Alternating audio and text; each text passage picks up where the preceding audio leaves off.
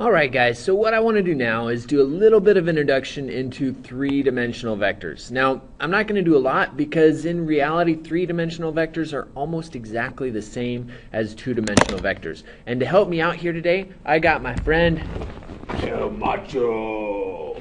Alright, so we'll see, hopefully El Macho will be able to help us out a little bit later, or maybe just be silly.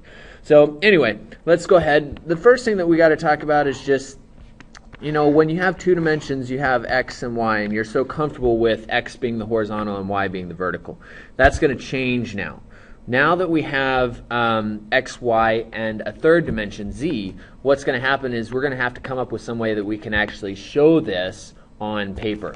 So the way this is going to work is that x and y are actually going to be flat, and it's going to be a little counterintuitive because you're going to have x, which is going to come out this way. You're going to have y. Now, y is drawn in different ways. Sometimes they draw it this way. I like to just kind of draw it horizontal. Okay, now that means that x is coming out of the page, right? It's not really going down at an angle. It's actually coming out at you this way. Okay, and then y is then going this way. And then you're going to have z going straight up and down. Okay, so the paper is no longer your xy plane. The paper is now your zy plane. And that means that x is coming out of the paper. So with this, that means that negative x is going to go into the paper like this. And then z is going to go down, and then y, the negative, will go over to the left. And that's kind of how it'll go. Now, in the Oxford textbook, they talk about the right-hand rule. And I don't know how helpful this will be. Most of you will be like, okay, I got it now. But you got right-hand rules in physics, and so you got some other stuff anyway, so I may as well kind of talk to you about it. The idea of it is, if you put your thumb in the direction of z, then as you take your hand and curl it around, then the first one that you're going to cross is x, and then as you continue to go around, it'll then hit y on the backside. Okay, so that's kind of the idea that they're trying to get at. So you cross the negative x, the negative y, and then the positive x, the positive y. So x is coming before y, I guess, is the idea of that. So if you find that helpful, great. If you don't find it helpful, don't. I don't find that helpful. I don't have hands.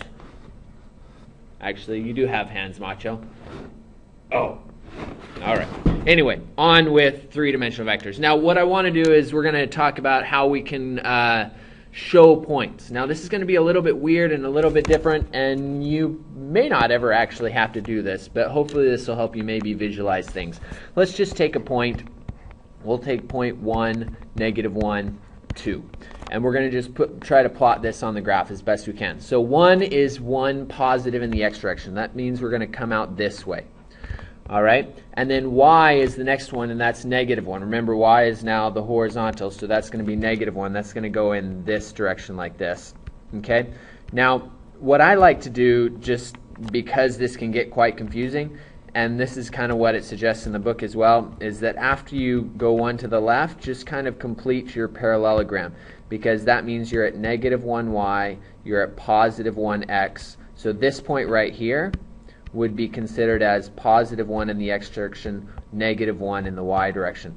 So it's important to note that -1 for y isn't going to be straight vertical because we're actually coming out of the page here. This is like this plane that's now coming towards you out of the page on the negative side of y.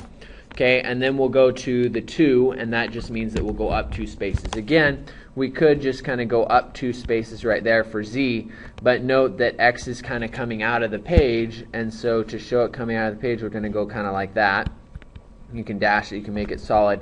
And so to put all three of those together, then we've got 1 in the x direction coming out, you've got -1 going to the left, and then you've got 2 spaces up, which then, if you kind of put everything together, should kind of give you this three-dimensional box here, where the top plane should be an exact mirror image of that one down there. It's just 2 spaces higher in the z direction. Again, note that this point isn't going to be located directly horizontal from the 2 for the z. Okay, you're never going to be able to just put a point on the three-dimensional grid and be able to, oh man, that's driving me crazy. Ah, stop it! Macho, help me! Stop doing that one note, I hate it! Okay, alright, so here we go. you'll never be able to just put a point down and figure out where that is. You're going to have, the only way really to do it is to kind of show the different pieces, show it moving in the x, the y, the z, and then you might be able to locate a position based off of a point. Okay, now the only other thing I want to do is to extend this into 3 dimensions.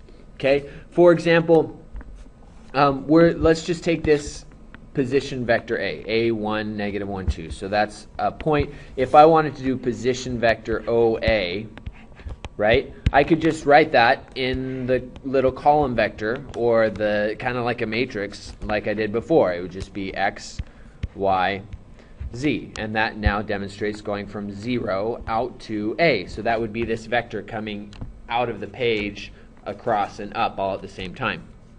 Okay, so we can do the same things we did with that. We can now find magnitude. So magnitude I wanted to show you on this one. We'll just look at it really quick.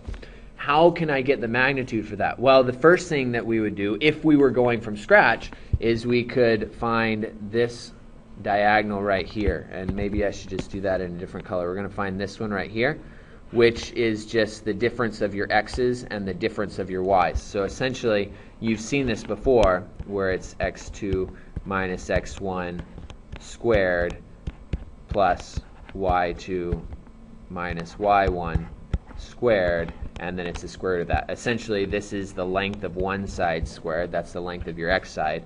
This is the length of your y side squared, and then you square root it in order to get c, which is then the hypotenuse. Okay, so we now have a length for the blue side, which is c. Now, if we change colors again, just because I like colors and it'll be helpful, we can now do the same thing with the blue side here and the green side, which then will give me the hypotenuse, which is vector OA, which is what I'm looking for. So if I take the green side, which is the z, so that would be z2 minus z1 squared, because I don't have to be located from the center, right? This one it's easy because it's located at 0, 0. But if it was 2 points, then I would need to do the z2 minus c1 squared plus, and then this whole thing right here. So it would be the square root of x2 minus x1 squared plus y2 minus y1 squared, all squared. And of course the squared is just going to square this, and that together would give me the OA squared, right? There's your hypotenuse, the original one, which is now the base, and then you got the height, which is the z2 minus z1, and that should give you the hypotenuse squared. So in the end, what we get is OA, when we square root both sides, is equal to the square root of, notice that this square root is going to go away because of the squared, and so we simply have x2 minus, that is an x, x1 squared, plus y2 minus y1 squared, plus z2 minus z1 squared. And so it's an exact replication of the two-dimensional. It's just you now have z on there. And it's as simple as that. And now you have your 3 dimensions. All right? So everything pretty much will do the same thing. The midpoint will also have a very similar procedure, right? It used to just be x1 plus x2 over 2, comma, y1 plus y2 over 2, and that was the midpoint when you were only in 2 dimensions. Now we're just adding in a third dimension, z1 plus z2 over 2. And so that will give you the midpoint in terms of x, y, z. Okay, so most of the equations in the IB book are given to you in 3 dimensions, and you just need to remember that that then also applies to 2 dimensions. All right? So that's pretty much everything I wanted to cover here. We got the magnitude. We also did the midpoint, and know that you can get, you can get the length of a vector AB just by doing B minus A, just like we always did. So that's pretty much it. So you're telling me that this is nothing new? You just wasted all my time? Yes, El Macho, that's exactly what I'm telling you. But that's so crazy! Yeah, okay, anyway, Macho's done. Good luck. Go on to the next one.